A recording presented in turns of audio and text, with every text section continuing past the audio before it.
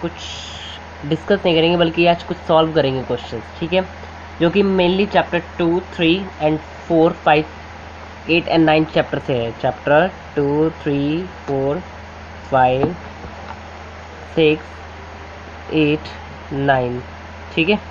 इस चैप्टर से mainly questions जो होंगे उसके डिस्कशन है। ये मेरे पास एक हाफ ईयरली के क्वेश्चन पेपर है, ठीक है। हाफ ईयरली के क्वेश्चन पेपर में जो क्वेश्चंस आए हैं मैं इसका डिस्कशन आज करेंगे। ये क्वेश्चन थोड़े इंपॉर्टेंट है, खासकर स्टैंडर्ड वाले क्वेश्चंस को अच्छे से कर लें, स्टैंडर्ड वाले जो स्टूडेंट्स हैं जिनने स्टैंडर्ड मैथमेटिक्स ले रखा है, ठीक है। चलिए क्वेश्चंस का डिस्कशन करना स्टार्ट करते हैं। पहला क्वेश्चन दे रखा है the quadratic equation 2x² plus का 5x प्लस का 1 हैज़। क्वेश्चन पूछा गया है कि क्वाड्रेटिक इक्वेशन दे रखी है, इसके रूट्स कैसे होंगे, रियल रूट्स होंगे, डिस्टिंक्ट रूट्स होंगे। देखो कंडीशन ऑफ रूट्स हमने पढ़ रखी थी, रूट्स कैसे होते हैं। डी डिस्क्रिमिनेंट चेक करते थे, उसके लिए डिस्क्रिमिनेंट निकाल के ही अब रूट्स का बता सकते हैं कैसे रूट्स होंगे, रियल होंगे, इमेजनरी होंगे, मतलब नो रियल रूट्स होंगे या फिर कैसे रूट्स होंगे, उसका डिस्कशन करते हैं। चलिए पहला क्वेश्चन हमें दे रखा है, क्वेश्चन नंबर 1 दे रखा है 2x² माइनस का 5x प्लस का 1। हम इसको चेक कर सकते हैं डिस्क्रिमिनेंट के फॉर्म से। डिस्क्रिमिनेंट निकाल लें, इसका हम वैल्यूज़ निकाल के आराम से पुट कर सकते हैं। तो निकाल लेते हैं डिस्क्रिमिनेंट। डी क्या होता है हमारे पास, डिस्क्रिमिनेंट माइनस का b² वो b² माइनस 4ac होता है, ठीक है। ax² plus bx plus c से कंपेयर करके a b c की वैल्यू डायरेक्ट लिख लीजिए। a की वैल्यू कितनी हो जाएगी हमारे पास 2, b की वैल्यू -5, c की वैल्यू 1, ठीक है। यहाँ पे पुट कर लीजिए, कितना हो जाएगा हमारे पास -5 का स्क्वायर -4 मल्टीप्लाई a की वैल्यू 2 मल्टीप्लाई 1, मतलब 5 का स्क्वायर 25 -4 2 8 मतलब 17। 17 कैसा है हमारे पास, पॉजिटिव है, ग्रेटर देन 0 है। और हमने कंडीशन पढ़ रखी है, जब ग्रेटर देन 0 होता है तो क्या होता है, डी तो था हमारा D17, ये ग्रेटर देन 0 आ गया है तो कैसे रूट्स हो जाएंगे, 2 डिस्टिंक्ट रियल रूट्स, ठीक है। और जब हमारे पास D = 0 होता था तो क्या होते थे, 2 इक्वल रियल रूट्स आते थे, ठीक है। और D हमारे जब लेस देन इक्वल टू 0 था तो नो रियल रूट्स होते थे, ये हमने पढ़ रखा है। और हमारे पास केस क्या बन रहा है, ये वाला 2 डिस्टिंक्ट रियल रूट्स। तो ऑप्शन हमारा कौन सा इसका सही हो जाएगा, ए वाला 2 डिस्टिंक्ट रियल रूट्स, ठीक है। नेक्स्ट क्वेश्चन डिस्कशन करते हैं। क्वेश्चन नंबर 2 में दे रखा है x प्लस x² प्लस 1 का होल स्क्वायर माइनस का x² इक्वल टू 0, ठीक है। क्वेश्चन दे रखा है और क्या कह रखा है, has 4 real roots, 2 real roots, no real roots, 1 real roots. Same ऊपर वाले क्वेश्चन की तरह रूट्स का फाइंड करना है। सबसे पहले हमें क्या करना पड़ेगा, इसको सिंपलेस्ट फॉर्म में चेंज करना पड़ेगा। जब भी क्वेश्चन दिखा करें तो सिंपलेस्ट फॉर्म में चेंज करिए, उसके बाद सॉल्व करने की कोशिश करिए। और आपके सिलेबस में मोस्टली क्वाड्रेटिक का है तो क्वाड्रेटिक बनाने की कोशिश करिए। यहाँ पे देखिए a प्लस बी का होल स्क्वायर की तरफ दिख रहा है कि नहीं, इसको ओपन कर लेंगे, क्या हो जाएगा a का स्क्वायर प्लस b का स्क्वायर प्लस का 2 इंटू a इंटू बी, ये तो होता था a² प्लस b² प्लस का 2 into a into B minus का x² इक्वल टू 0।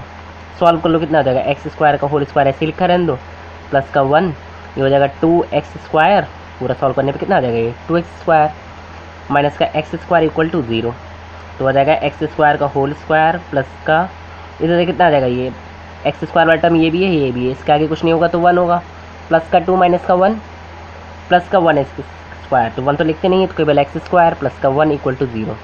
यहाँ पे देखो x² को ये टर्म मान लें हम, यहाँ पे t² मान लें, t मान लेते हैं, यहाँ पे t², एक तरीके से क्वाड्रेटिक बन जाएगी कि नहीं है।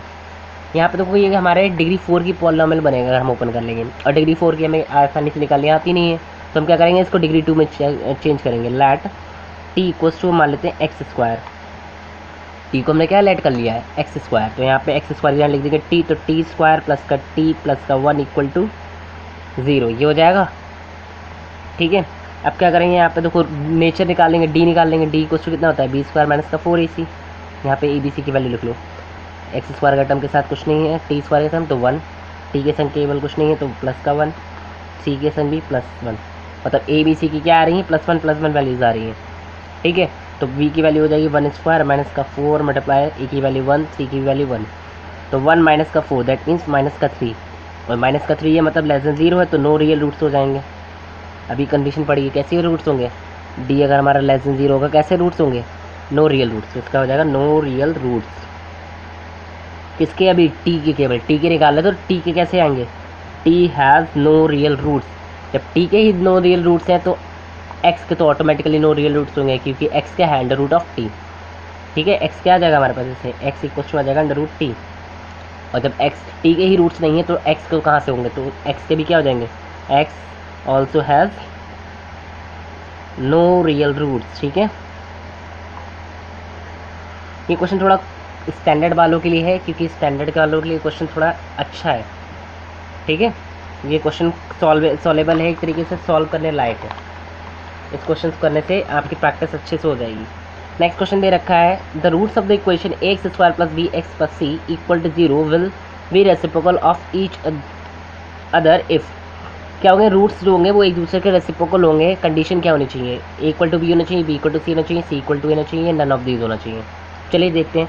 हम रूट्स पहले मान लेते हैं, let the roots be x. पहले मान लेते हैं let the root be alpha and 1/α।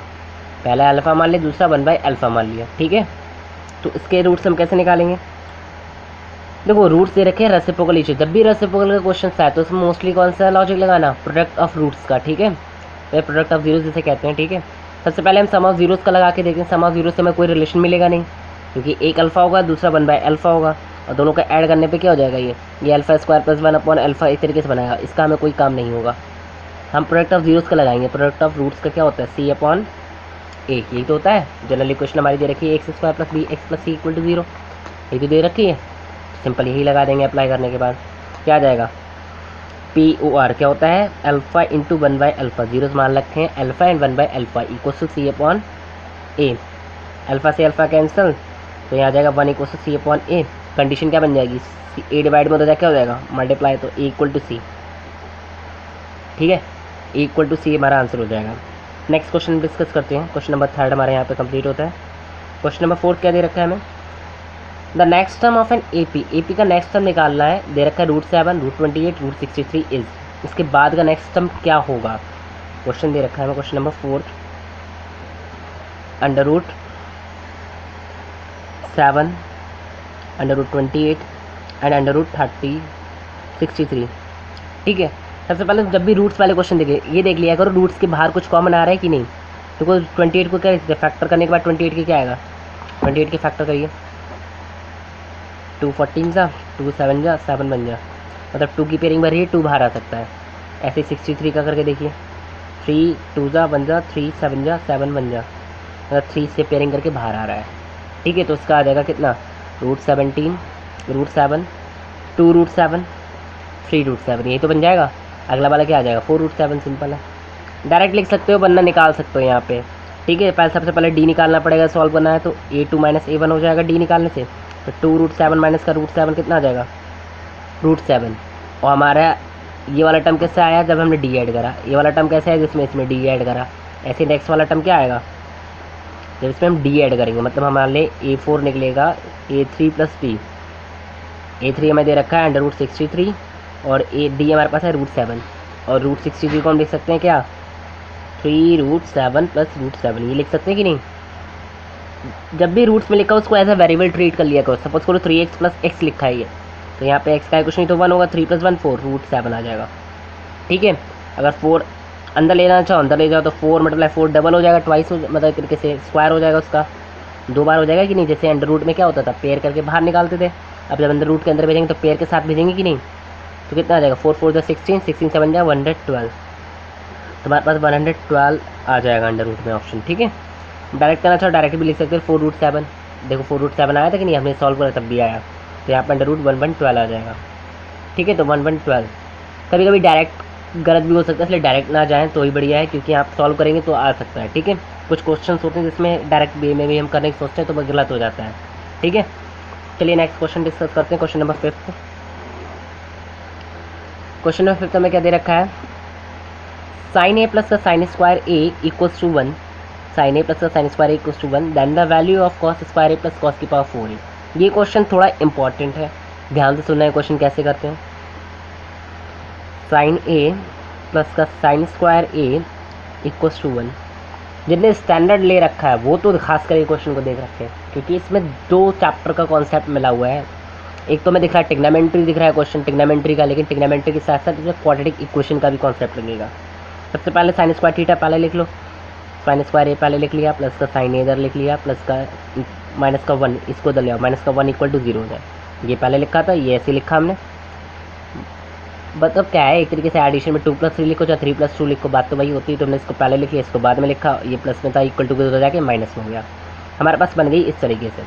यहाँ पे देखो ये क्वाड्रेटिक दिख रही है कि नहीं, यहाँ पे साइन के ऊपर स्क्वायर है, ये साइन ए है, माइनस का 1 इक्वल टू 0।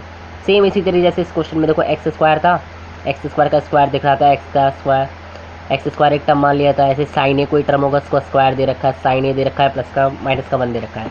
सेम इसी तरीके से क्वेश्चन इसमें अराइज हो गया है। क्या करेंगे हम इसमें, सबसे पहले लेट कर लेंगे कि साइन ए हमारा कोई दूसरा variable, let sine A equals to T मान ले, तो मतलब इक्वेशन बन जाएगी टी स्क्वायर माइनस प्लस का टी माइनस का 1 इक्वल टू 0। इक्वेशन हमारी ये वाली इसमें चेंज हो जाएगी कि नहीं। चेंज हो जाने के बाद क्या करेंगे हम इसमें से, वही हम क्वाड्रेटिक फार्मूला लगा के इसके क्या निकालेंगे, रूट्स निकालेंगे। तो माइनस का B plus minus under root B square minus 4ac upon 2a। सबसे पहले क्वाड्रेटिक फार्मूला लिखना, उसके बाद सॉल्व करना ताकि मिस्टेक ना हो। ए बी सी की वैल्यू लिखना चाहिए, ए बी सी की वैल्यू यहाँ पे लिख लो। ए की वैल्यू कितनी दिख रही है, कुछ नहीं 1, बी की वैल्यू 1, सी की वैल्यू -1। ठीक है, ध्यान से यहाँ पे वैल्यू रख दो। ये रेफर था हमारा, यहाँ पे कितना आ जाएगा, माइनस का 1 plus minus under root B का स्क्वायर मतलब 1 का स्क्वायर माइनस का 4 मल्टीप्लाई ए की वैल्यू 1, सी की वैल्यू -1। ठीक है, अपॉन 2 इंटू ए की वैल्यू 1, तो आ जाएगा माइनस का 1 प्लस माइनस अंडर रूट 1 का square 1 minus multiply minus plus 4 बन जा 4 अपॉन 2। तो हमारे पास टी की वैल्यू क्या आ जाएगी, माइनस का 1 प्लस माइनस रूट 5 अपॉन 2। ठीक है, टी क्या था हमारा, साइन है हमारे पास आ गया कितना, माइनस का 1 plus minus under root 5 upon 2। हमें क्या चाहिए था, cos square A plus cos की पावर 4a फाइंड करना था। फाइंड क्या करना था, cos square A plus cos की पावर 4a, हमें ये फाइंड आउट करना था। इसको कैसे फाइंड आउट करेंगे देखते हैं। ठीक है, साइन स्क्वायर ए हमने एक आइडेंटिटी पढ़ रखी है, sine square A plus cos square A equals to 1। हम लोगों ने ये आइडेंटिटी पढ़ रखी कि नहीं, sine square A plus cos square A equals to 1 ये पढ़ रखा है। तो कॉस स्क्वायर ए की वैल्यू इससे क्या आ जाएगी, 1 माइनस साइन स्क्वायर ए हो जाएगी कि नहीं, ये प्लस में इधर जाके क्या हो जाएगा, माइनस में। तो कॉस स्क्वायर ए कितना हो जाएगा हमारे पास, साइन की वैल्यू क्या थी हमारे पास, माइनस का 1 प्लस माइनस अंडर रूट 5.2। साइन की वैल्यू हमारे पास यही थी, इसका स्क्वायर हो जाएगा। देखिए साइन की वैल्यू क्या थी, माइनस का 1 plus minus under root 5.2, minus का 1 प्लस माइनस अंडर रूट 5.2 का होल स्क्वायर। ये हो गया, ओपन कर लो इसको, कितना आ जाएगा, एक बार प्लस लेके करते हैं। माइनस का 1 प्लस का रूट 5/2 का होल स्क्वायर।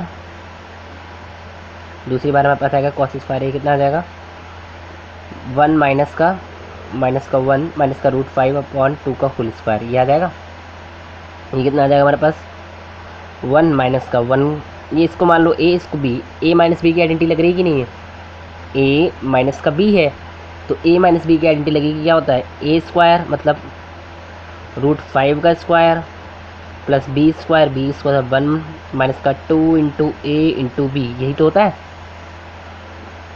अपॉन 2 का स्क्वायर नीचे कितना हो जाएगा 4।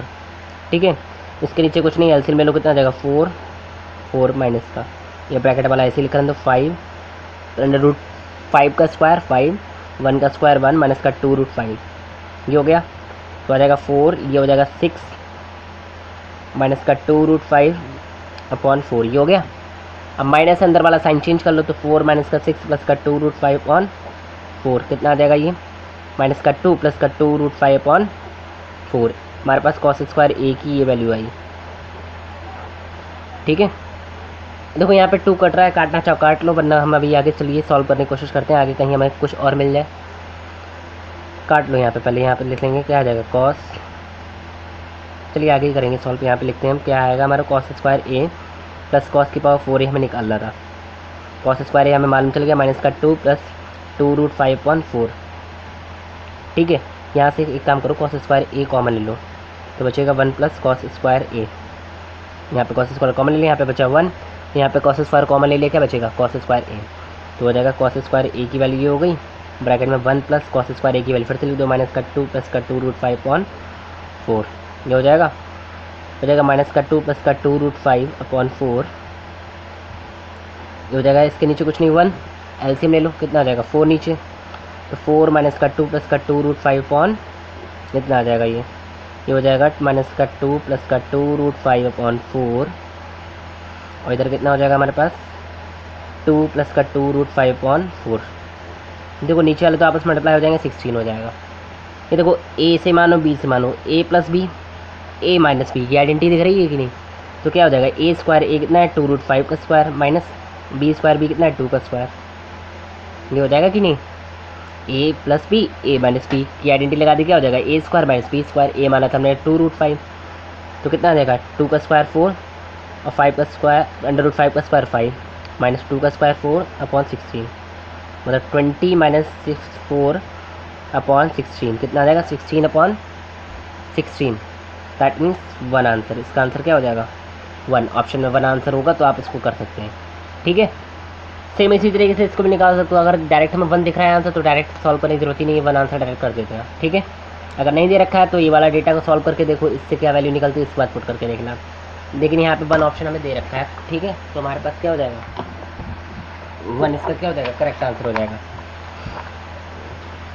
ये देखिए 1 ऑप्शन दे रखा है, तो 1 वाला हमारा ये करेक्ट हो गया। नेक्स्ट क्वेश्चन कर पढ़ते हैं। If cos 9 alpha equals to sin alpha and 9 alpha is less than 90, then the value of 10 5 alpha is 10 5 alpha की वैल्यू कितनी होगी, ये पूछा गया। ये क्वेश्चन भी डिस्कस करते हैं। दे रखा है हमें question cos 9 alpha equals to sin alpha और कंडीशन दे रखी है alpha is less than 9 alpha is less than 90 degree. नीचे दे रखा है 9 alpha is less than 90 degree, value निकालनी है 10 5 अल्फा की, 10 5 अल्फा की वैल्यू में फाइंड करनी है। देखो ये क्वेश्चन हमारे लिए इसलिए दे रखा है लेस देन 90, ताकि हम इसमें देखें कि लगभग 90 के अप्रोच कर रहा है, और अल्फा की कंडीशन निकली थी 90/9, दोनों तरफ हम क्या कर लें 9 से डिवाइड कर लें कि नहीं, 9 अल्फा और 90 लिखा, तो दोनों तरफ पॉजिटिव नंबर से डिवाइड कर लें, तो इनइक्वालिटी का साइन तो चेंज होगा नहीं, तो अल्फा लेस देन 10 डिग्री ये आया हमारे पास। मतलब 10 अल्फा की वैल्यू लगभग 0 के आसपास होगी, और यहाँ पे 10 पुट करेंगे तो 10 की भी 0 होगी, इसलिए ये इक्वल दे रखा है। ठीक है, तो यहाँ पे हम देखो यहाँ पे देख रहा है अल्फा लेस देन 10 डिग्री है, तो 10 अल्फा का लगभग कितना होगा 10 50 से लेस होगा थोड़ा कि नहीं। 10 5 अल्फा क्या होगा हमारे पास 10 50 से लेस होगा, और 10 50 मतलब 10 45 भी तो आता है उसके बीच में, तो 10 50 से पहले 10 45 आता है, और 10 45 पे बोलिए कितनी होती है हमारे पास 1 होती है, और 10 50 से कम है, ये लगभग ये 1 से बराबर होगी, वरना 1 तक अप्रोच कर रही होगी, ये 1 तक अप्रोच कर रही होगी, 1 से लेस होगी, वो एक तरीके से कह सकते हैं 50 होगी, 51 से ज़्यादा होगा, लगभग 1 से ज़्यादा वैल्यू होगी। कि 10 की वैल्यू क्या करती है वैरी करती है 0 से 90 डिग्री के बीच में, 0 से 45 से 90 के बीच में क्या करती है, पहले 0 होती है, फिर 1 होती है, फिर उसके बाद इनफाइनाइट हो जाती है, नहीं तो वैल्यू का वेरिएशन होता है। अब यहाँ पे 15 के बीच में आ रहा है, 45 और 90 के बीच में आ रहा है, मतलब 1 से बड़ी होगी ये वैल्यू लगभग, और लेस देन 10 है तो लगभग ये 50 से कम, लगभग ये पीछे वाली वैल्यू 1 को पकड़ेगा जाके। ठीक है, तो हमारे पास ऑप्शन क्या हो जाएगा सी वाला 1 आंसर। सिंपल है ये, तो थोड़ा लॉजिकल लगा के भी कर सकते थे। नेक्स्ट क्वेश्चन दे रखा है if a pair of linear equation is consistent then the lines will be. Consistent का मतलब क्या होता है सॉल्युबल। कंसिस्टेंट की कंडीशन बताई थी। कंसिस्टेंट कौन से होते हैं, कंसिस्टेंट होते हैं हमारे कौन से कॉन्स्टेंट और पैरेलल इंटरसेक्टिंग, कॉन्स्टेंट और इंटरसेक्टिंग। ठीक है, और इनकंसिस्टेंट हमारे पास क्या होती है पैरेलल लाइंस। तो ये सिंपल है, ये तो क्वेश्चन है आराम से कर लोगे। तो कौन सा आंसर हो जाएगा इसका इंटरसेक्टिंग और कोइंसिडेंट। ठीक है, नेक्स्ट क्वेश्चन, क्वेश्चन नंबर 8 की बात करते हैं। दे रखा है if triangle A B C is similar to if in 2 triangles A B C and P Q R, A B upon Q R equals to B C upon P R equals to C A upon P Q. हमें बताना है angle P Q R similar है किसके triangle, ये बताना है। अच्छा, P Q are तो देखने में तो C B A B C B C A, triangle तो सब एक ही बना रहे हैं ए बी सी, बस उल्टा सीधा नाम लिखा है। नहीं, नेमिंग करेक्टली लिखते हैं। ऐसे ही कॉन्ग्रुएंसी में बताया था हमने कि कॉन्ग्रुएंसी के भी रिलेशन ध्यान से लिखते हैं। कैसे लिखेंगे इसके लिए एक ट्रिक देख लो। ट्रिक देखो, ए बी ऊपर लिखा है, ए बी ऊपर लिखा है, नीचे लिखा है Q R Q P R, दोनों में कॉमन कौन सा आ रहा है, कौन सा पॉइंट कॉमन आ रहा है, इसमें बी आ रहा है, इसमें भी क्या आ रहा है बी, और इसमें कॉमन दोनों में नीचे उसी के नीचे वालों में देखो कौन सा कॉमन आ रहा है, आर इसमें आ रहा है, इसमें आ रहा है, तो आर कॉमन है, मतलब आर की जगह पे क्या आएगा, दोनों में कॉमन बी था तो आर की जगह पे बी।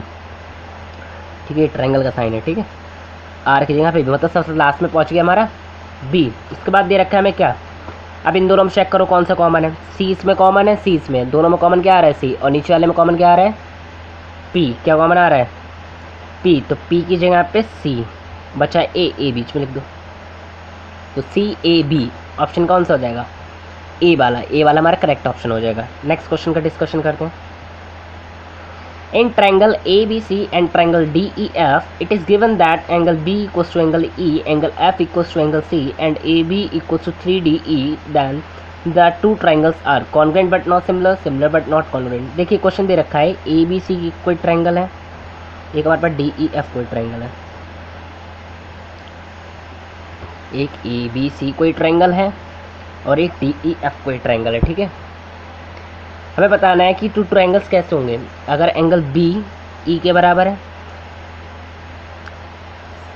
एफ वाला सी के बराबर है, और A B upon D E का रेशियो जो है वो 3 है, मतलब A B upon A B को 3D है, तो डी ई मल्टीप्लाई में तो जाए क्या हो जाएगा डिवाइड में, तो A B upon D E हमारे पास कितना आ गया 3।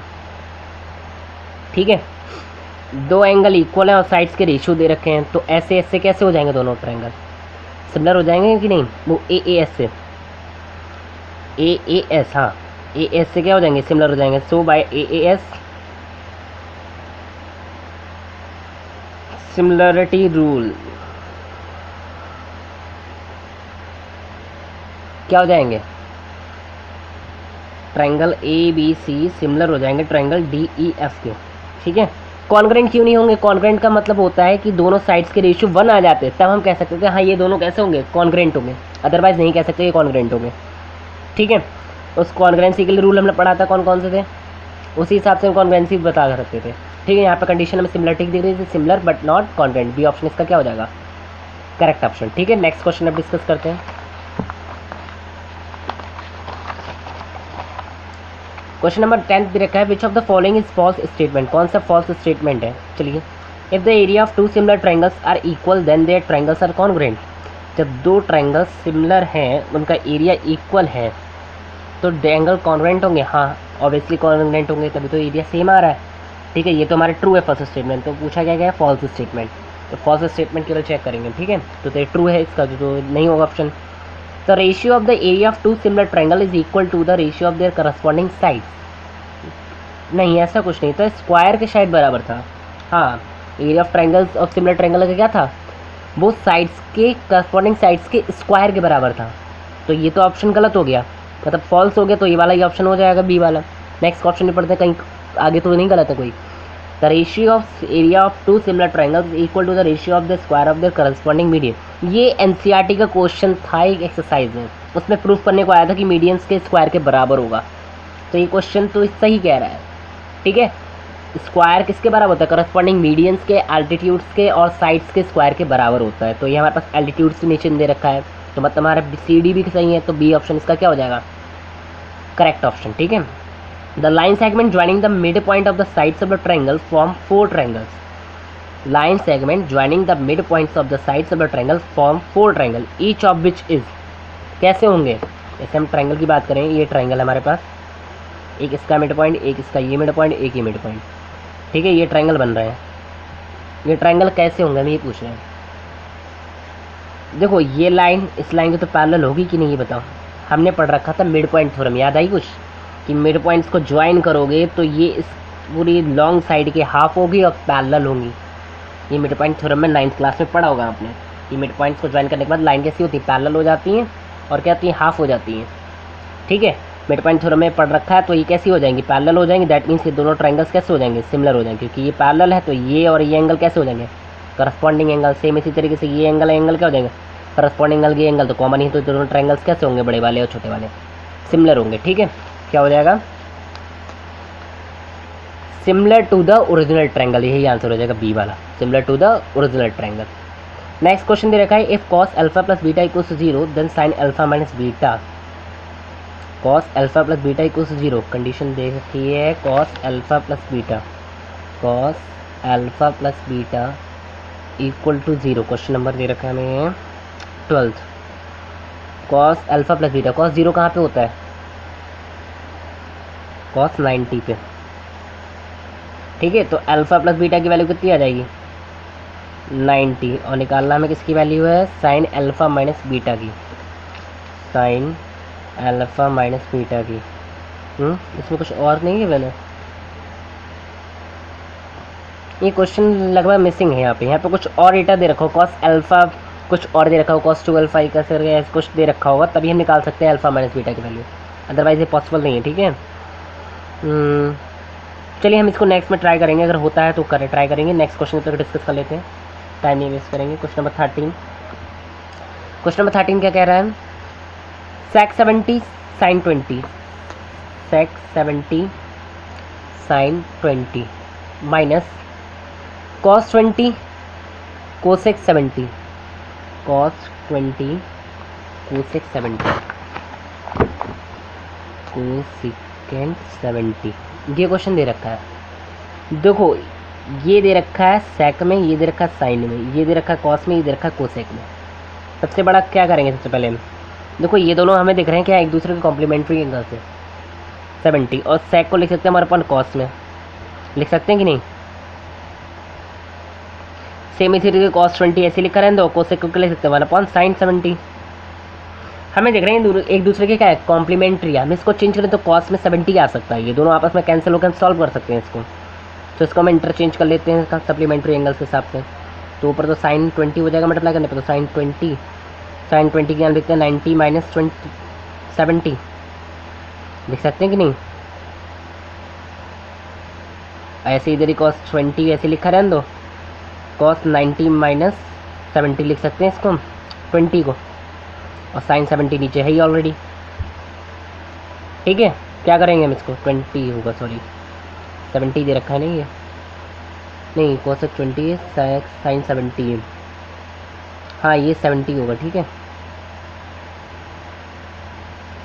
ये 70 होगा, ये 70 होगा। ठीक है, अब साइन 90 माइनस थीटा क्या होता है? कॉस थीटा, मतलब कॉस 70 डिग्री हो जाएगा अपॉन कॉस 70 नीचे ऑलरेडी है। सेम इसी तरीके कितने चेंज हो जाएगा? Cos 90 minus theta sine theta में, तो साइन 70 अपॉन साइन 70, तो दोनों से ये दोनों कैंसिल, ये दोनों कैंसिल, 1 माइनस 1 आ जाएगा, और 1 माइनस 1 क्या हो जाएगा? 0। तो इसका आंसर क्या हो जाएगा? 0। ये आंसर ऑप्शन हो जाएगा 0। सिंपल क्वेश्चन था, केवल ये इंटरचेंजिंग पे था, मतलब वैल्यूज कॉम्प्लीमेंट्री एंगल से सॉल्व आराम से कर लेते हैं। क्वेश्चन नंबर 14 की बात करते हैं, दे रखा है cos 1 degree, cos 2 degree, cos 3 degree up to cos 180 degree. ये क्वेश्चन थोड़ा इजी है, बस देखने में थोड़ा कॉम्प्लेक्स लगेगा। cos 1 डिग्री 2 डिग्री क्या दे रखा है? ये cos 1 degree, cos 2 degree, cos 3 degree up to cos 180 degree. ठीक है, ये दे रखा है। अब cos 1 2 3 4 बीच में cos 90 भी तो आ रहा होगा कहीं पे, cos 90 भी तो आ रहा होगा बीच में कहीं, और cos 90 की वैल्यू कितनी होती है? 0। तो 0 मल्टीप्लाई कुछ इधर डेटा आ रहा होगा, इधर कुछ दे रहा होगा, वैल्यूज जो भी होंगी वो आ रही होंगी, लेकिन cos 90 मल्टीप्लाई होने पे पूरा टर्म क्या हो जाएगा? 0। और 0 किसी नंबर से मल्टीप्लाई होता है क्या बना देता है? पूरी नंबर्स को क्या बना देता है? 0 बना देगा, तो ये 0 हो जाएगा। सिंपल है, इसमें यही लॉजिक लगाना था कि बीच में 90 आते हैं, उससे वैल्यू 0 हो जाएगी। ठीक है, नेक्स्ट क्वेश्चन दे रखा है हमें सेक 30 अपॉन कोसेक 60। ये भी क्वेश्चन सिंपल का था, उसी तरीके का है जैसे ऊपर करा था, इंटरचेंज करके हो जाएगा। ये आप ट्राई करना है इसको, इसका वैल्यू बनाएगा मेरे हिसाब से। चलिए सॉल्व करके दिखा देते हैं। क्वेश्चन दे रखा है सेक 30 डिग्री अपॉन कोसेकेंट 60 डिग्री। ठीक है, सेक को लिख सकते हैं हम कोसेकेंट 90 माइनस 60, लिख सकते हैं कि नहीं? सॉरी 30 क्या होता है? Cosecant 90 minus theta equal to sec theta, और नीचे क्या हो जाएगा? कोसेकेंट 60 डिग्री माइनस कर लो, कितना आ जाएगा? Cosecant 60 degree upon cosecant 60 degree, दोनों कैंसिल हो जाएंगे, कितना आ जाएगा? 1। ठीक है, तो पिछले वाले क्वेश्चन में मैंने इसको लिख दिया सेक 90 माइनस 60, वही बात है, चाहे ऐसे लिख लो चाहे वैसे लिख लो, आंसर दोनों से सेम आता है। बस दिमाग लगाने की बात है कि हम कैसे चेंज कर रहे हैं। हमने इसको चेंज कर लिया था, हमने इसको direct cosec minus 90 minus theta होता है, हमने पढ़ा था सेक थीटा क्या होता है? कोसेक 90 माइनस थीटा होता है कि नहीं, ये आइडेंटिटी लगा ली। ये जो लिखते हैं कोसेक 90 माइनस थीटा को कोसेक थीटा, वही हमने इसको उल्टो कर लिया, इस तरीके से उल्टा करके सॉल्व करके दिखा दिया। ठीक है, आई होप आपको समझ में आया होगा। नेक्स्ट क्वेश्चन डिस्कस करते हैं। नेक्स्ट क्वेश्चन दे रखा है हमें, if the sum of the roots of the equation K X square plus का 3k प्लस 3kx लिखा है, ये दे रखा है के एक्स स्क्वायर, ठीक है, हम अपनी कॉपी लिख के दिखा देते हैं। दे रखा है हमें के एक्स स्क्वायर प्लस का 3kx प्लस का 2 equal to 0 is equal to their product of zero. Sum of zero roots जो है वो प्रोडक्ट ऑफ जीरो रूट्स के क्या है, बराबर है। दैन द के की वैल्यू क्या होगी, ये पूछी गई है। मतलब SOR equals to POR, sum of roots equals to product of roots. क्या होता है, सम ऑफ रूट्स माइनस का B अपॉन ए, डिग्री 2 का पॉलिनोमियल है, ध्यान से, डिग्री 2 का माइनस का B upon A equals to C upon A, यही तो होता था। ए दोनों के फ्रैक्शन में हटा दो तो minus B equal to C हो जाएगा। वैल्यू पुट कर लो, माइनस B कितना है इसमें, माइनस का 3k इक्वल्स टू C की वैल्यू कितनी है 2 रख दो, तो K की वैल्यू कितनी आ जाएगी, माइनस का 2 अपॉन 3। ये मल्टीप्लाई में है, उधर जाके क्या हो जाएगा, डिवाइड में, तो माइनस का 2 अपॉन 3 हमारा आंसर हो जाएगा, डी ऑप्शन। ठीक है, आई होप आपको समझ में आया होगा। नेक्स्ट क्वेश्चन अब डिस्कस करते हैं। ये थोड़े इजी क्वेश्चन हैं, इसलिए मैंने थोड़ी स्पीड में करने की कोशिश करी है। अगर आपको नहीं समझ में आ रहा है तो आप स्पीड स्लो करके आराम से सुन सकते हैं कि क्वेश्चन क्या होगा। ठीक है, ये 3 लिखा है, 8 नहीं लिखा है। ठीक है, वो पैन चल गया धोखे से तो 8 लग रहा है, वो माइनस का 2 अपॉन 3 है, तो माइनस का 2 अपॉन 3 इसका क्या हो जाएगा, आंसर हो जाएगा। नेक्स्ट क्वेश्चन दे रखा है, if ABC and triangle BDE are two equilateral triangle such that D is the mid point of BC, ratio of the area of triangle ABC and triangle BD is, ये पूछा गया है। हमें दे रखा है ABC और BDE दो इक्विलेटरल ट्रायंगल है, ABC और BDE। 1 मिनट, ABC B दोनों कॉमन पॉइंट है, ABC हमने बना लिया इक्विलेटरल ट्रायंगल है। ठीक है, BD भी इक्विलेटरल ट्रायंगल है, लेकिन D क्या है, मिड पॉइंट है BC का मिड पॉइंट हो गया D, और ये इस तरीके से ट्रायंगल बनना होगा E। इक्विलेटरल ट्रायंगल मतलब ये एंगल 60 डिग्री, ये भी 60 डिग्री, ये भी 60 डिग्री। सेम इसी तरह से बड़े बड़े ट्रायंगल के लिए ये 6 तो है ऑलरेडी, ये भी 60, ये भी 60। जब ये दोनों एंगल इक्वल दिख रहे हैं, दोनों ट्रायंगल्स भी कैसे हो जाएंगे, सिमिलर हो जाएंगे कि नहीं। जब दोनों एंगल इक्वल हैं तो पैरेलल लाइंस का फॉर्मेशन करेंगे, और पैरेलल लाइन फॉर्मेशन होने के बाद कैसे, पहले तो सिमिलर हो जाएंगे। इक्वलेटरल ट्रायंगल हमेशा क्या होते हैं, एक दूसरे के सिमिलर होते हैं, मतलब ट्रायंगल ABC सिमिलर होगा ट्रायंगल BED के। ठीक है, तो हमें दे रखा है निकालना है एरिया ऑफ ट्रायंगल, रेशियो निकालना है इनके एरियाज का। ठीक है, तो area of triangle ABC upon area of triangle BDE। हमने पढ़ रखा है एरिया ऑफ ट्रायंगल्स के रेशियो क्या होते हैं, उनके साइड्स के स्क्वायर के बराबर होते हैं, मतलब AB अपॉन BE का स्क्वायर इक्वल्स टू BD, ऊपर लिखा है AB, हाँ, तो BC अपॉन BD का स्क्वायर। ये ध्यान से करना कि कौन से ट्रायंगल ऊपर लिया तो उसी की साइड लेना, ये नहीं कि ऊपर नीचे कर दिया, गलत हो जाएगा। Equals to AC upon ED का स्क्वायर। हमें दे रखा है D मिड पॉइंट है, मतलब BD हो जाएगा हाफ ऑफ BC, यही तो दे रखा है।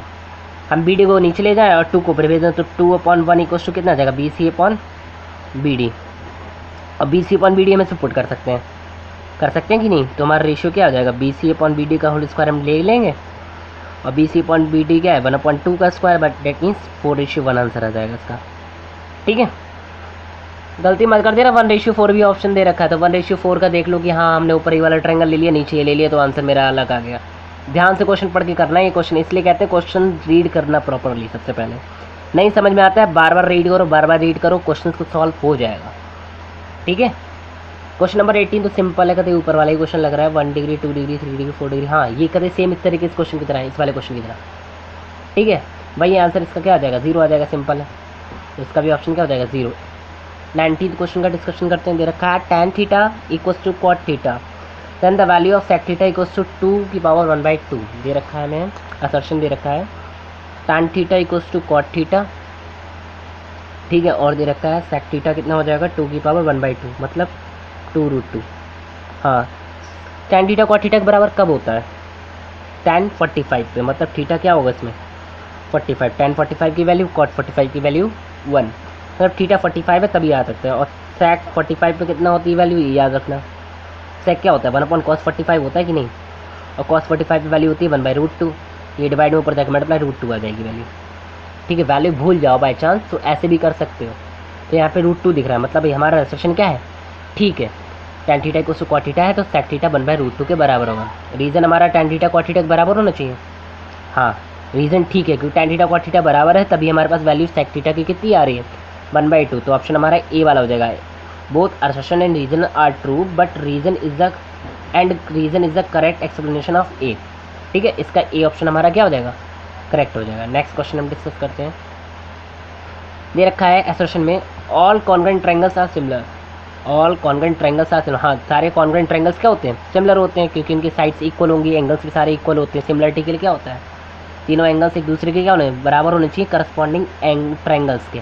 ठीक है, तो कॉन्ग्रुएंट में तो एंगल्स इक्वल हैं तो सिमिलर तो होंगे ही, बट सिमिलर ट्रायंगल कॉन्ग्रुएंट नहीं हो सकते हैं। क्यों नहीं हो सकते हैं, देखो अगर हमने यहाँ पे सपोज करो ये ट्रायंगल बना लिया, ये 90 डिग्री मान लो, 1 मिनट बड़ा बना देते हैं, एक इससे छोटा बना देते हैं, ये हम 90 डिग्री मान लेते हैं, ये 60 डिग्री, ये 30 डिग्री। सेम इसी तरीके से हम ये 90 डिग्री, ये 60 डिग्री, ये 30 डिग्री, तो ये दोनों सिमिलर तो दिख रहे हैं, लेकिन कॉन्ग्रुएंट कहाँ है भाई।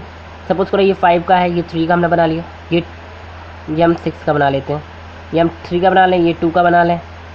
ठीक है, यहाँ पे 1 का बना लें, यहाँ 4 का बना लें, ऐसे करके हमने लेंथ कर ली।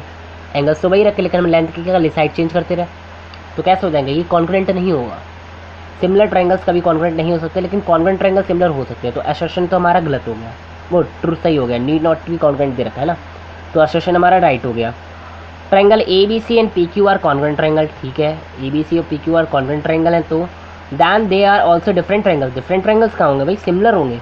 कॉन्ग्रुएंट ट्रायंगल्स हमेशा कैसे होते हैं, सिमिलर होते हैं, डिफरेंट तो होंगे नहीं, तो गलत हो जाएगा, रीजन रॉन्ग हो जाएगा। तो assertion is correct and reason is false, इसका ऑप्शन ही हो जाएगा। Assertion is true but reason is false. ठीक है, आई होप आपको समझ में आएगा। नेक्स्ट वीडियो में हम डिस्कस करेंगे सेक्शन बी के क्वेश्चंस। ठीक है।